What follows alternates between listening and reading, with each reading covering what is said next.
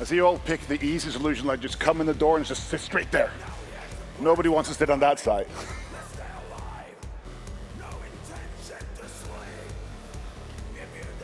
Did anybody ever defrag a hard drive? Anyone that old? Defrag the hard drive? Cool. You look like you need to be defragged.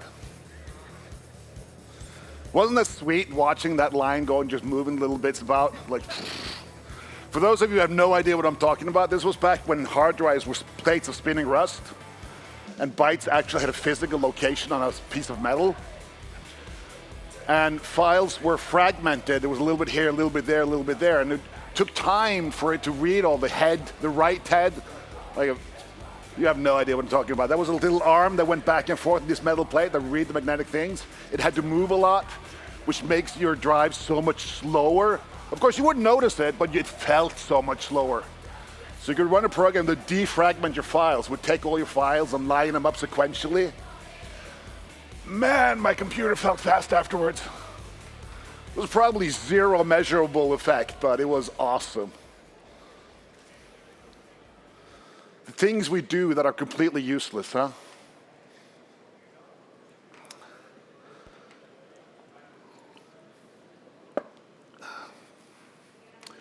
Y'all have short legs. There's like three people with long legs. They sit on the first row. I do also got to get those legs stretched. Right, we're going to talk about source generators. I'm Glenn. I'm from Norway. I work at a startup. That's pretty much all you need to know. I like to dabble in things that can be useful. One of the things I like to tinker with is source generators. I think they're great fun. They help me get rid of a lot of the boilerplate. Does anyone ever work in Java? Nobody worked in Java? Okay, a couple. Does Java have a lot of boilerplate code? Java has a lot of boilerplate code. The reason they do that is because they have type erasure, which is a whole different story. We'll talk about that another time. But I'm not a huge fan of boilerplate code. I like to avoid boilerplate code because it makes people make mistakes. They forget something is wrong. It's stuff I have to pull in and stuff and keep track of. I'm not a huge fan of boilerplate code. What I do like is something called the pit of success. The pit of success is when you create an environment where people are naturally inclined to do the right thing.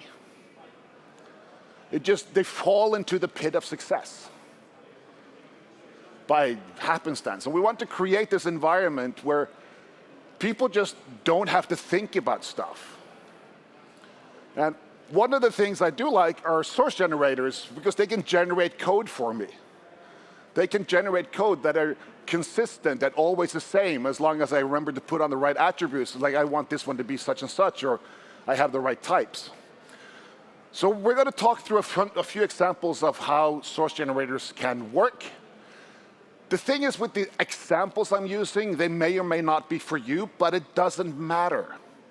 Because you have your own boilerplate, you have your own stuff that you keep making, that there doesn't exist a package for that already does, right? So I'm going to use some examples, but the examples are mostly to illustrate different ways of collecting and generating code. And it's sort of up to you to figure out how can I use this in my specific code. Because some of the things I'm going to show, there are packages online you can download and will do that stuff for you. And by all means, use them. But I'm sure you have some boilerplate code of your own that, like, I could make this better. I could make this work easier for me. So, the simplest code generator is this thing here. So a code generator is a class that implements the incremental generator interface. There are two types of code generators in .NET. It's the source generator and the incremental generator. You do not want to use the source generator. It is an old interface. It was the first one they made. It is painfully slow, or it will get painfully slow as you go along, because it takes all your code every single time. The incremental generator does exactly what it says on the box. It is incremental. It will look at existing new code or change code and process only those. It's a much better interface, much faster. What a source generator does is when you compile your code, it is given a copy of the syntax tree that Roslyn, the C# compiler, has figured out, and we can examine that syntax tree. So we can examine the code at the point of compile. And then we can do stuff and add code to the compilation. That is what a source generator does. So this is the easiest source generator. It has a method called initialize, which comes from the incremental generator interface. And I use I get the easily pronounceable incremental generator initialization context. But I get context. The context contains everything that Roslyn has to give me. And I register a source output saying, I'm going to create some file. I have some source. I want to output it. It should have a name. I call it hello.g. The .g is a common thing of we do with generated code. We name them .g. It's a convention. It's not required. If you don't like it, don't do it. We can make auto-generated. I would put generated by tool, but that's all my code, so that doesn't work. And then public static class hello, public static string message, hello from an incremental generator. That's just code. Inconveniently enough, it is put in here as a string. I'm so glad this isn't a plane, because we'd be flying like that. Everybody sits on that side. So it's just a string. So if you have actual complex code you want to get in here, write the code first in a normal way, make it work, make sure it works, then copy that, put it into a raw string like I could do here. Public class hello, that's my code. So it says, hey, here's some source, added the compilation, pretend there's a file called hello.g.cs. It would normally be just in memory, but in my generators project,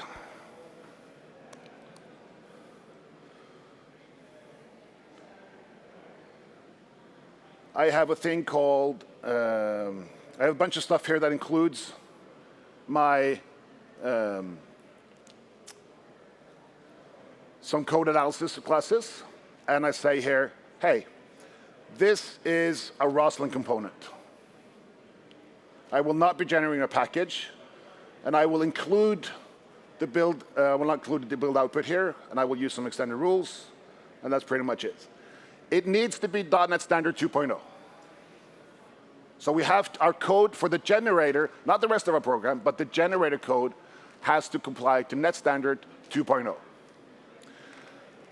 I can set my language version to whatever I want.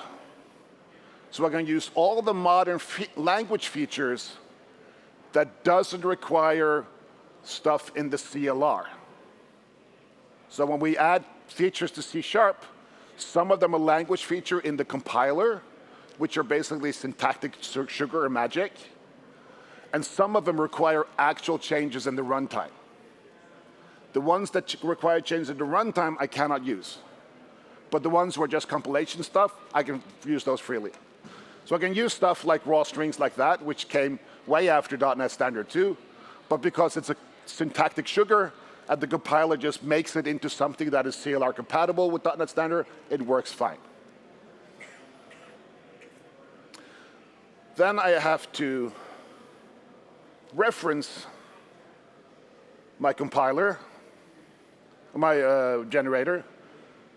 Here, project reference in my app project, wherever I want my generator to work. It's an output item type of analyzer, and I do not reference the assembly.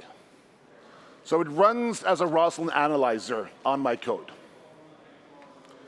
And I can say here, emit compiler generated files. That takes them out of memory and saves them on disk. I can also choose to select where it should be saved. Normally, it will just be saved in the output directories if I choose to save it. The default, it doesn't save on disk anywhere. It just stays in memory. Or I can say, put them in this particular folder.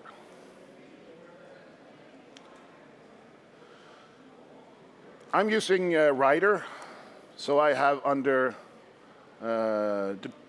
project, under dependencies, .NET 9, source generators. I have my generator, hello world generator. Let's just build this app.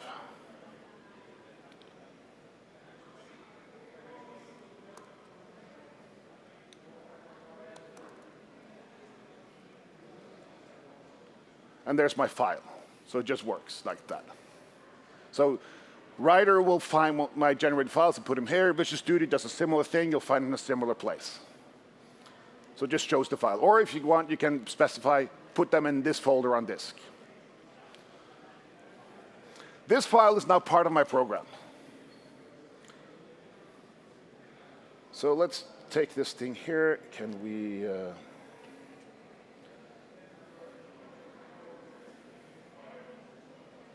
No. OK. So let's go to Program CS. Let's say here, console write line hello.message. If I run this,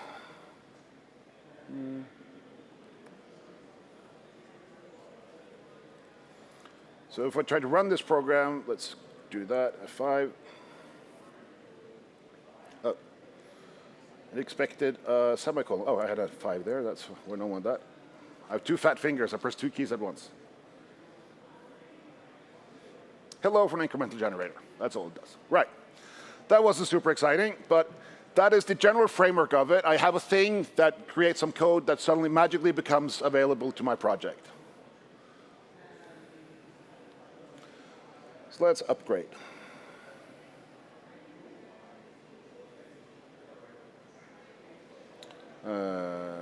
Force checkout.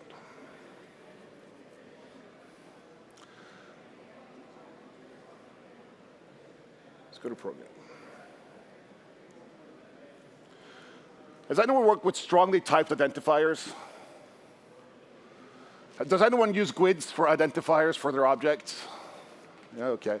Does anyone have methods that takes in like the IDs of 3 different types of objects? And you have a method that has GUID, GUID, GUID, GUID. And you're like, which one was what?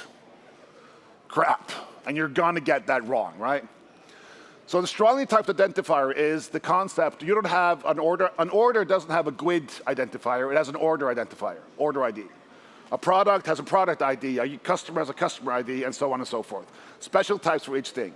Now that takes a little bit of work. It's like, yeah, we can make a type that has a value, that has a GUID, but then we have to convert these things back and forth. We have to compare them. Are these equal or are they not? So there's a bunch of code that we can add to make these actually usable. We want them to be converted into a GUID, but we don't want a GUID necessarily to be auto-converted in. We want some create method. There's a bunch of stuff to this. It's a whole science. And we have preferences to how we like them, right? So but here's boilerplate. I don't want to do that for every single type of ID I do. I just want to write, I have an order ID. I have a public read-only struct called order ID. And I specify an attribute here called strong ID. That's the thing I have to do. And I have to make it partial. Does anyone know what a partial class in C# is? OK, some of you. Partial classes are classes that can be defined in multiple files. So I can have a partial class in one file, a partial class with the same name in one file, and the compiler will merge these 2 together at compile time. So it's a way of splitting up large classes. Now, my strong ID generator will generate some code that looks like this. Read-only partial structs. It will have some values. It has some operators, get hash code, stuff like that. Very easy. This is a very simple, strongly typed ID. You can make it much more complex. How do we do this? Well, we have our initialize method with the incremental generator initialization context. Now, I take this context and I access a syntax provider which has the syntax tree that Roslyn has now created. And I use a special method there saying, for attribute with metadata name, and I use the fully qualified name for it, annotations.strong ID attribute. That's this one. So this is just a strong ID. This is just an attribute, common attribute in C#. It has a parameter that has a default system.GUID, which is called the underlying, in my case, which is the underlying type of our attribute. It could be long, it could be int, it could be system GUID. We default to system GUID. So that's the underlying property here. This method is a special method that Roslyn has, which makes it really fast to find all the types that has this particular attribute. I use the fully qualified name, because then if someone else makes a strong ID attribute, we don't collide. And then I have two things. So the 4-attribute metadata name, that's our scout. He goes on recon, scouts, and finds all the ones that matches that attribute. And then I have my predicate, which is the filter. That's the quality control. That's the one that gets all the reports from the scout and then says, OK, let's look closer on this. What I want to find all the ones where the node is a struct and it's partial. It has partial modifiers. The predicate should only look at the syntax of the code, the shape of it. It should not go in and try to deduce the meaning of the code, because that is so much slower. So we'll look at just basic syntax of the code and the predicate to filter whatever the scout found for us. So that means if I have put the attribute on something that's not a struct, this will not fire. If it's not partial, this will not fire, because that will never work. And then we have the transformer, which is unfortunately nothing like their heroes of our Sunday night morning cartoons, but it changes things. What we do when we source generate, these predicates and transforms will run every now and again. It will run when our code compiles. It will only run and hit the ones that have changed. And it will transform into, and we transform into a small model that Roslyn can keep in memory and update as we go along. So I do a little bit of work here to extract some information. I want the target symbol, what is it called? I want the attributes of it. I want the underlying arguments. Can it convert to something? If not, then we'll default to system GUID. And then I make myself a model. This model, in this case, has a couple of things. Has namespace, has the name of the symbol, accessibility modifier, public, internal, whatever, and the underlying type. That's the 4 things I want to take along in my model. That's all I need to generate the code. So I make a model. This is a common pattern. We make this model, which are the things we want to use when we generate code.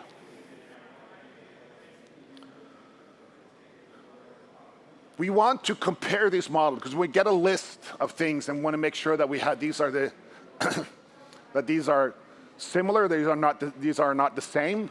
So it's a new one. This is the same. This will overwrite. We won't include that. So we'll often make a little equality modifier, and this is just basic C# code. You know how to implement comparable and stuff like that. And then we register a source output. Now in this case, we don't do the source directly in here in the register source output. But what we do first, that we take all these models and we collect them. What we get from the collect is the type that has the incremental value provider, which includes an immutable array. So it is a value provider for my source generator that can increment on its own, so I can get new things added to it. And I can use this in the, so here's my models, which are an incremental value provider, which has an array of all the things that I collected. And I can register this output and passing in these models. And for each model in the batch, I add a source with the name of the model, .strongid.g.cs. And I emit. Emit is a method of my own, arbitrary name, but I like the name emit. And here I have the class, this function emit that takes in my model and generates code. This is basic C# stuff with string manipulation. There's nothing fancy here. It's just building code depending on what choices I have. Like, what's the name of the type, right? Is it a GUID? Then I need to do some extra code. And then I return a string. So this function here, the register source output, will take in a incremental value provider of an array, immutable array. And for that array, each member of that array, generate the code for that thing. So let's build our stuff. So now here I got the generators, strong ID generator popped up in my source generators, and it generated the order ID here. So that's the code to generate it. If I go to my program CS, and I'll make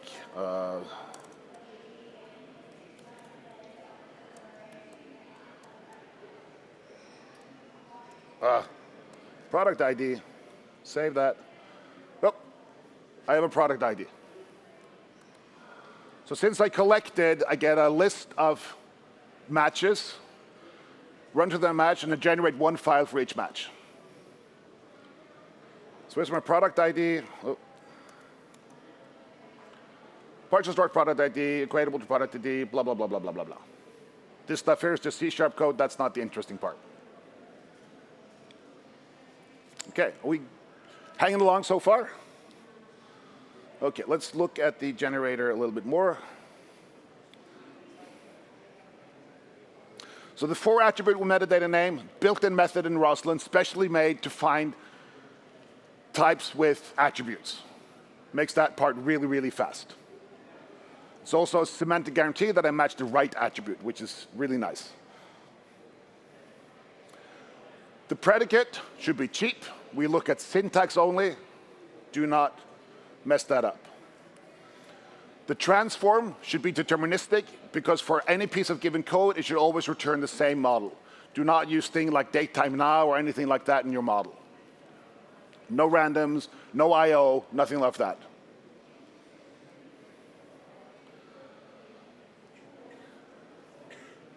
If you need to debug this, there's one way of doing it, which is just do debug or attach, and then just attach to a Visual Studio instance. You have 2 Visual Studios and attach to the other one, because it runs Visual Studio. I think that's a really clunky way of doing it. I have another way we'll show you at the end of our session. So let's try something else.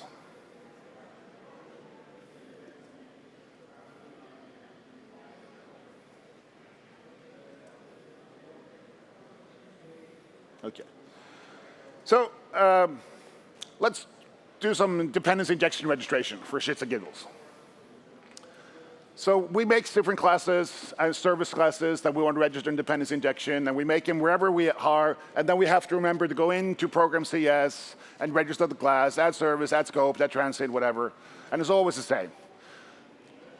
What if, and that's the thing you can ask yourself with source generators, what if?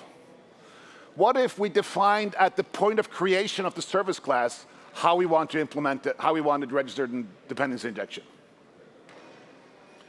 So we can take stuff like, hey, I have an order service of the interface iOrder service, because it's C#, we love interfaces. And this should be a singleton. And I should be able to register it as itself as well. I have a clock of an iTime provider. It should be a transient. It should be registered. I should be able to get it using an iTime provider. And I have an interface here. So that's the idea here. What if I just added a service attribute to a class and said, this is how you register. This class is always a singleton. This class is always transient. And then I should be able to do get required service, should say service collection, just add generated services. That's all I need to do. This method doesn't exist. That's why it's complaining.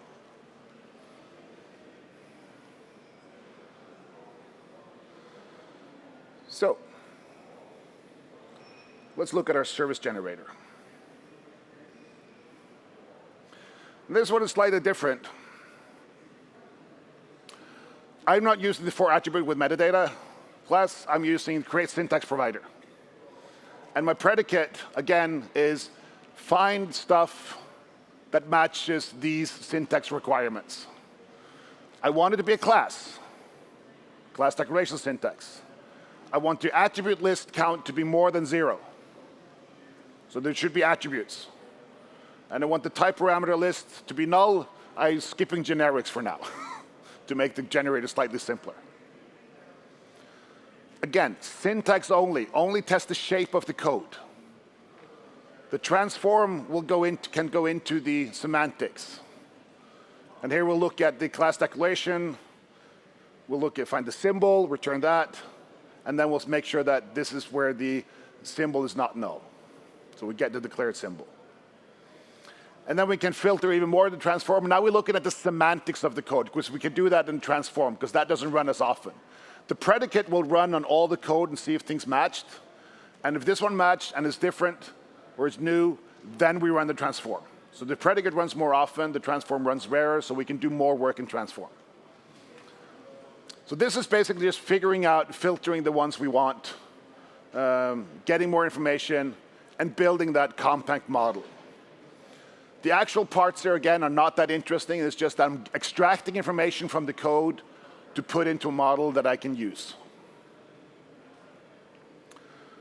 In the end, I get a service model that has a lifetime. It could be what can it implement, be the implementation of it, what is the service fully qualified name, and can it also register as a self? And we'll see what that means. And then we do a collect, which gives me one array for each hit I have. And then I do a combine, which takes that array and combines into one thing.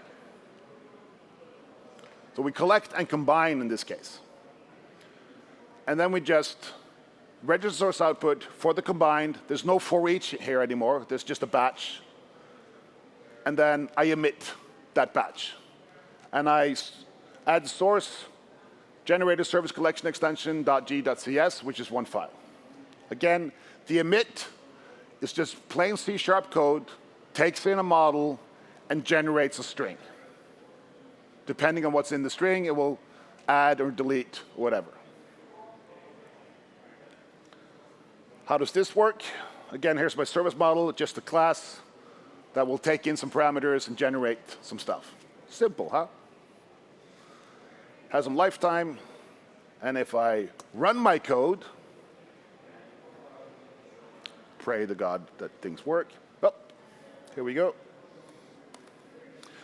Generator, service registration generator, generated one file, service registration collection extensions, and has my iOrder service, which can, if you add a singleton, iOrder service will give you an order service. Order service can be registered as an order service and called as an order service. And time provider will return the clock. If I change anything of these, let's put that off to the side. Let's open program CS again. And I'll say, actually, my order service should be scoped. I prefer that, actually. My source just redid itself.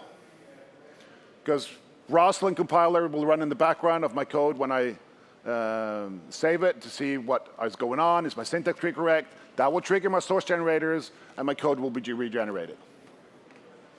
So that just happens. Let's turn it back to a singleton. We like that. And then it's a singleton again. So the clue here was the main difference here was I'm not using the for attribute anymore. I'm just using a syntax provider, which lets me filter more things right away. I'm skipping that thing. I'm doing more stuff in the transform for filtering, wearing, and getting the shape that I want exactly right. And then I'm using collect and combine to create one source output file, not one file per each type that I collected. Cool. With me so far? Excellent.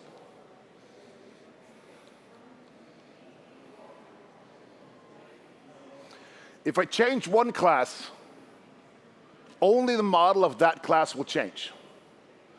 And the collect and combine will track this. So collect will find the ones that were, and collect will say, okay, only this one changed. So I have this collection from before. I will update only that one. But I need to have the full list when generating the files, because it goes in one big file. But it's only one class, one model that is regenerated, and it's combined with the other ones that were from before, overriding the one it had.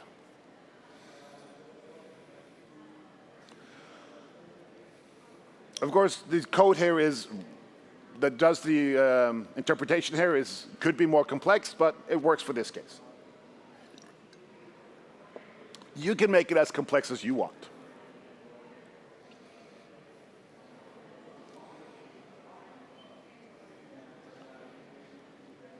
Okay. Let's do the third one.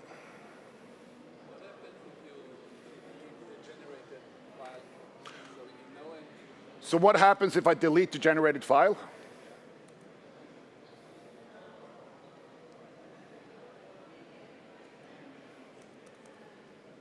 There is no delete. It's part of the build output. So it's not a file I can do. If I generate it to a place on disk where I actually can delete it, and I delete it, it's regenerated. It's all right.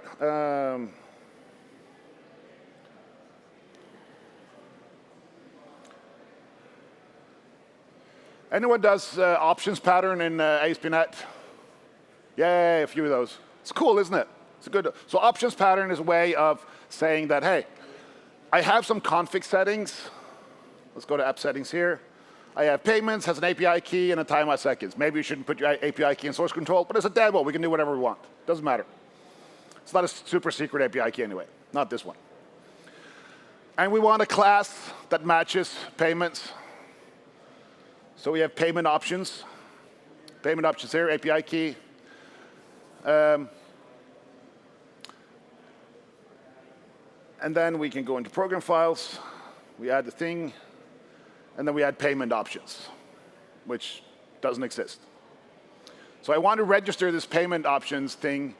And I also want to validate it, because I have some rules that I need to put in.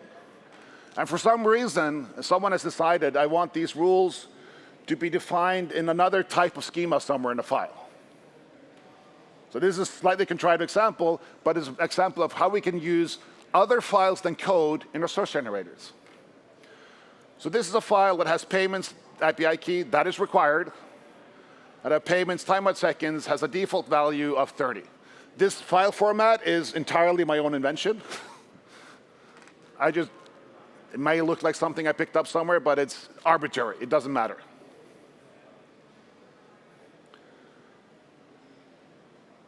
Here's my API key as my thing, my timeout seconds. I can also use data annotations here. Say range 1 to 220, for instance. Default value is 30. Let's go with that. So I have my option binding generator. My option binding generator, again, I use the 4 attribute metadata because I have the config section payments here. Find all of those, make sure it's a class, make sure it's partial, make sure it has more than 0 attributes. Find those. Transform this. Okay, we're going to skip things that are non-public, abstract, generic types. We don't want those. So all of those properties we skip, or attributes. We go into options, find those, collect the property info so we can get the defaults out of it. Basically, we just examine the type. And we create an options model, namespace, type, the section where it's the section in the app settings JSON file, and the properties. So this options model, namespace, type, section name, strings, and a prop model. Prop model is a string and a kind of a simple kind, which is a Roslyn thing. Oh, here. So string, int32, Boolean, or other. So those are the things I take in.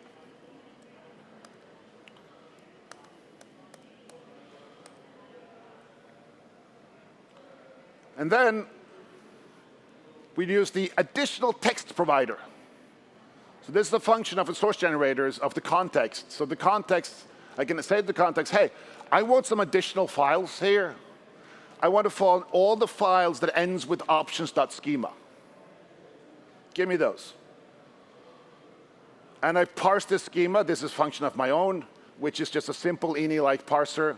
This is just C# code, has nothing to do with source generator, but I need it for the example. So we're not going to bother with that.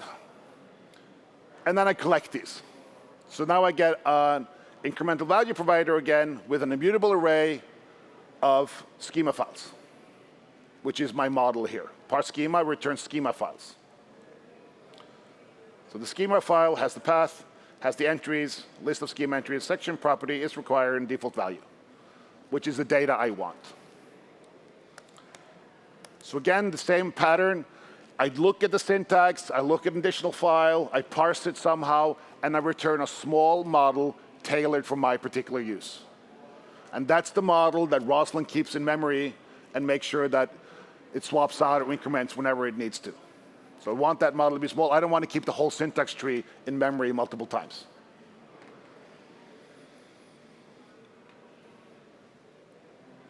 So we combine the option type with the schema files, and then we emit one file per options type.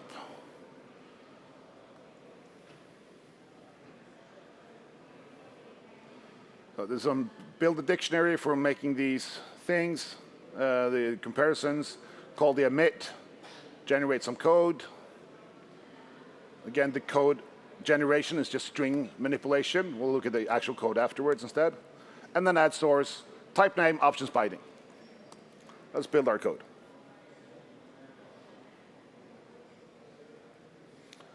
So here's my options binding generator, payment options, option binding, and then add some stuff. Gets a section get payment options. If not, create a blank payment options. Timeout seconds is default of int. We cast it to int for timeout seconds is 30. If it's the default value, we set it to 30 because that's the default value we set in the thing. We lose results, validator, try to validate it with the different data annotations. API key cannot be null because it's required. If it's not OK, we'll throw an exception, and then we configure the payment options for that section. So this is all the work of pointing to the point in our API settings file where it is, binding that information, running all the validation, both the data annotations and the validations from the schema file. And that enables me to do stuff like this, add payment options. And if I now get required service, payment options, I can write those things out.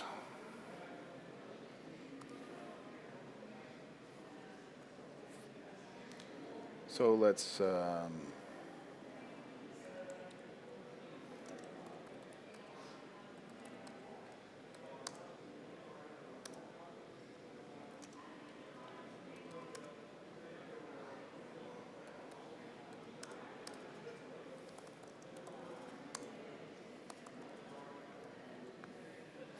so here's timeout, API key, dev123, timeout 15. Let's say that on app settings, our API key doesn't exist. Run it again. I get a message, the API key is required.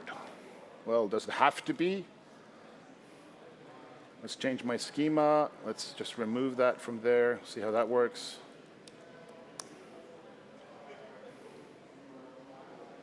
Oh, that's fine. So it picked up the change from a schema file when I recompiled, and that's all I had to do. So I've now tied the schema file, which is an arbitrary file of my creation, to actual things that happen in my code. What can you use this for? Whatever you have. Whenever you have an external file that affects things you should do in your code, runtime and stuff like that, you can use this to generate the code that acts upon this. It makes it safer because we now can have a consistent and, unlike AI, reproducible and deterministic way of reading these files and working on our code. Cool.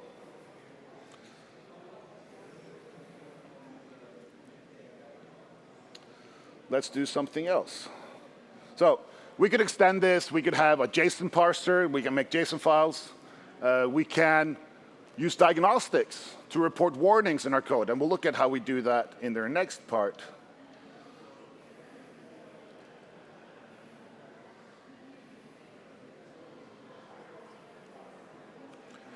So we're at Yeah, stage 4. Stage 4 cancer.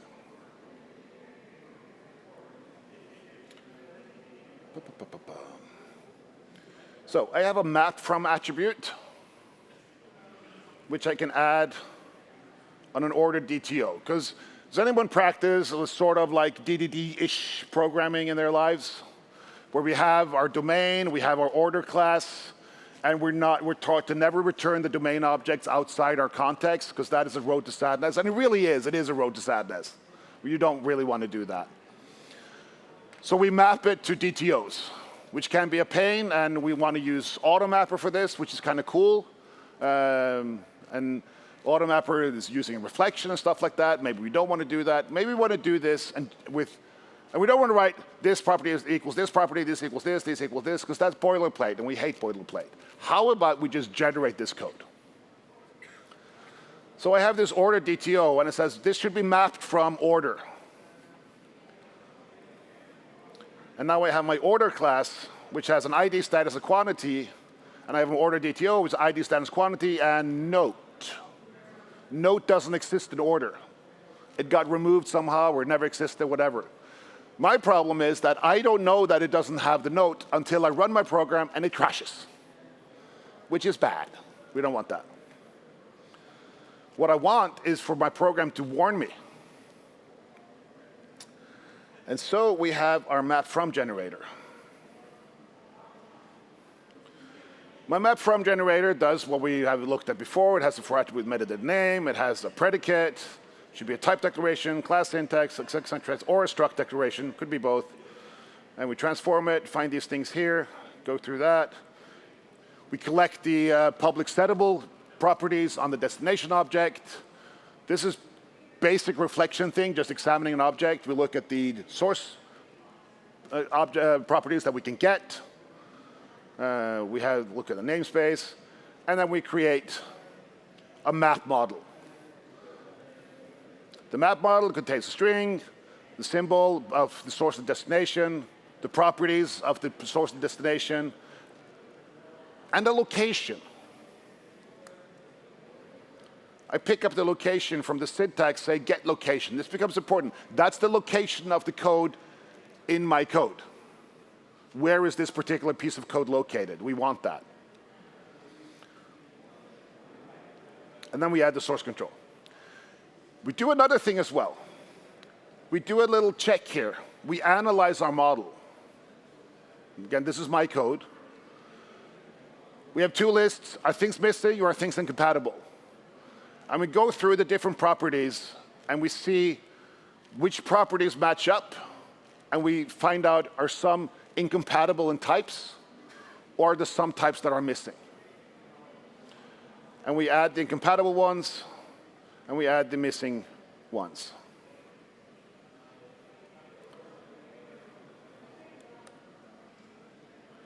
And for each of those errors, we report a diagnostic.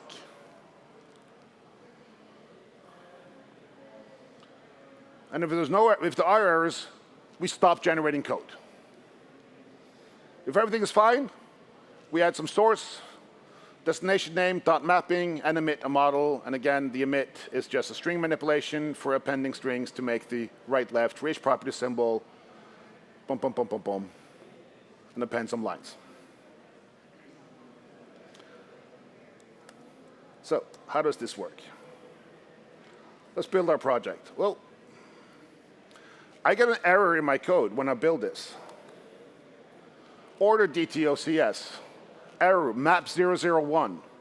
Property note and destination type order DTO has no matching readable property on source type order.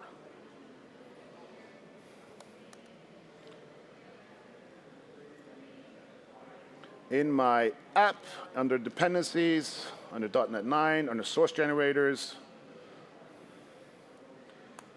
there are no map from generators because it didn't generate code because there was an error. Order DTOCS, this thing here, I can link to that because I included the location. I get a squiggly line here in my code. Property node and destination type order DTO has no matching readable property. And it links to the note part here. Oh, great. Oh, whoa. I should probably get on that. Order, here we go. Public, string, let's do note like that, sure. Now this thing magically appeared when I saved my file, map from generator, because now my code was out without errors. So we could generate my code. If I take a look at the order DTO, the squiggly line is gone. If I build my code again, I should not have any errors anymore. Yay, green, finish building project. And I have my DTO mapper here saying, this is an extension methods of order DTO, from order, saying to order DTO, creates order DTO, sets the things, and added a little thing here called onAfterMap, which is a partial method, which means I can write that partial method somewhere else and say, after you map this, run this thing.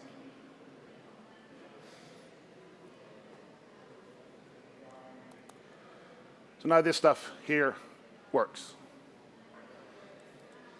And since order DTO mapper is a partial class and has a partial method, I can say something like that. And then I can do this thing here. So I can now define the onAfterMap saying, after you map it, do this thing, which is not really part of the source generator. I want to do something else. I want to pick status up, or I can make business rules or whatever I want. So yeah. So that's like, and these diagnostic messages are defined in my code here. Here are my diagnostic descriptors. They have an ID, map 001, map 002, has a format, destination types. What type of error is it? Is it a warning? Is it an information? Is it an error? I can use also these as a crude debugging thing because they can act as my console.log. So I can add information diagnostics and just output in my code as I go along if I want to.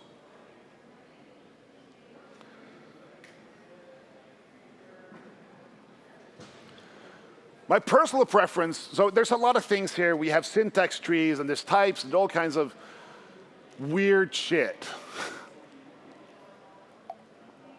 And we don't really go into that often. It's not in top of our head, so it involves a lot of Googling, figuring out, asking AI what's going on or whatever. But sometimes I find the easiest thing is just, can I just debug through this and see how it looks? What I do with that, I use unit tests. So in my unit tests, I can define a piece of source code using annotation, strong ID, public read-only partial struct, order ID. And I say, verify this source and use this generator to do it. Now this helper here is a thing of my own creation. It is a class of, takes in a type of T. T needs to be an I incremental generator, and it has to implement new. I take the code I was given, the little, this part here. I make it into a C# syntax tree. I need to reference some assemblies in my code execution here. So I will find out where is the runtime path of my core libs. I will get the assembly of type object. I want the system runtime DLL. I want to load the net standard. And I want to load the assembly that has the strong ID attribute. Because otherwise my code won't compile, since this code references this attribute. So I need to load the assemblies that my test code references. And then we create a Roslyn compilation for the syntax tree that I created. So assembly name tests, that's the destination of my thing. My syntax trees, I can have multiple syntax trees and we'll combine. I only have one, the one I created in the beginning. I have a bunch of references, which are these, the assemblies I want. And then I made some options, so dynamic linked, and we enabled nullable context options. I also collect diagnostics. So if Roslyn, when compiling my source code that I tested, gives errors, I can collect those. So get the diagnostics for each of those, write them out, and I set a condition that diagnostics should be empty. So if there's any diagnostic errors from compiling my test code, my test will fail. Then we create our source generator, and we create a driver, and then we run the source generator on my code. And I use a library called Verify from Simon Kropp, which has a source generator verifier, which will take my code, or whatever my generator generates, save and look at, have you generated this code before, out of disk on file, and compare these two files. Let's see how that works. First of all, let's do that. So when I run my code now, my test, oh, that's not the test, here's the test. Run my test.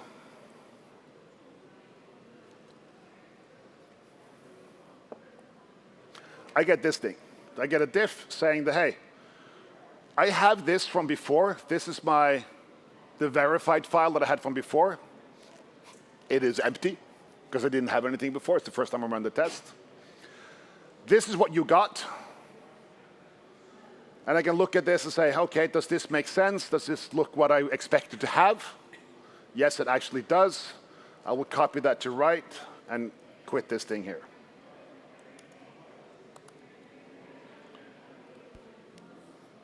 Save that file. Rerun it. Because in my test now, I got a generator strong ID generates expected code, which name a test, hash, order ID, strong ID, g.verify.cs. The verified is a thing from verify. It will generate a received file, which is the file it got. And it will look at a verified file and compare these two. And the verified file may or may not exist, in which it didn't when I did now, and that fails.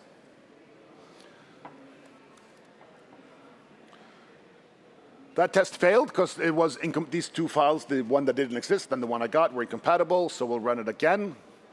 So when I could look at what I received, I can look at the file that was verified, I can compare those two. Now everything checks out, everything is fine. What I received is the same as I expected. This test here will make sure that if my compilation changes anyway, if my source generator start acting differently, my test will fail. And I can look at the generated result and see, hey, how did this work? Is this okay or not? That's one advantage. The other advantage is that I can, in my source generator, set a breakpoint. And I can choose my test here, and I can debug it.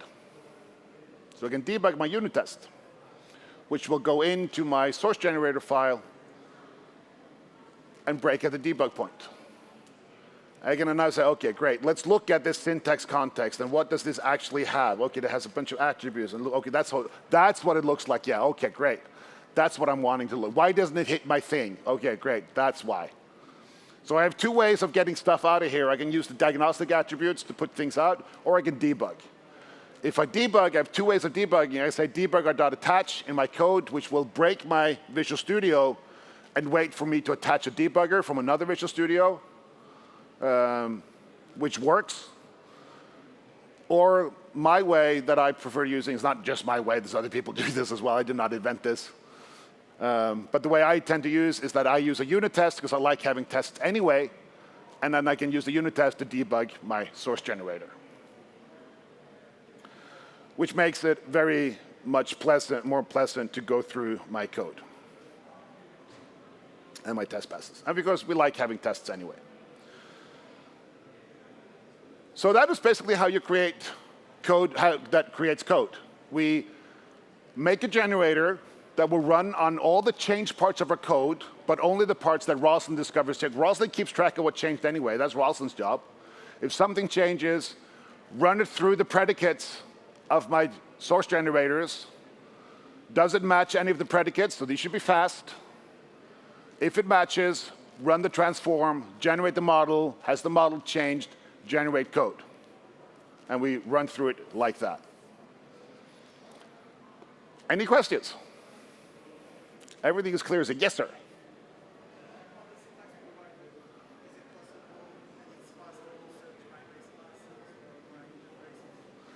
So searching for base classes is mostly semantics. If you want to go up in the hierarchy, you want to look at the exact shape of the code.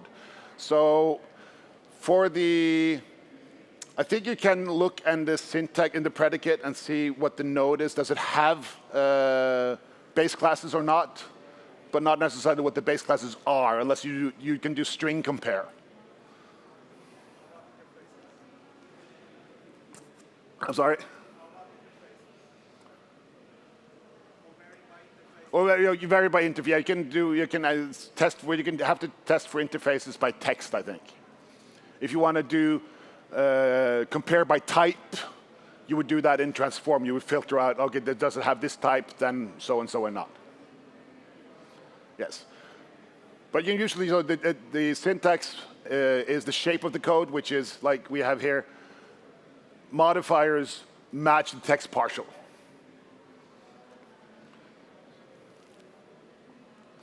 But you can do some work in the syntax tree. It's basically just looking at the whatever you get in, see what we have, and then compare against that. So that's how I do it. I say, okay, what can I do here in the predicate? I get a node. What can I do with this node? That is easy and simple. Well, if you want to look at the code here, you can find it here. Source gen, that should be the code available. All the different stages are in branches, so just pick the branch you want. Maybe I should put that in a README, but you guys have the secret information, you'll figure it out. Everyone else just gets a really dumb, the first hello world generator. That's my email address. Find me there, or look up Henriksen.no on the web and link me, whatever. I'll be around here. You'll find me at the party later, and I'll also be around tomorrow. And have fun. Go kill some boilerplate. All right, one thing, the organizer have the cleaning personnel are on strike or something, so that's for help. So there's a bunch of green notes out there. Just put those in the bowl when you leave. That will help the organizer a lot. Have a great rest of the conference.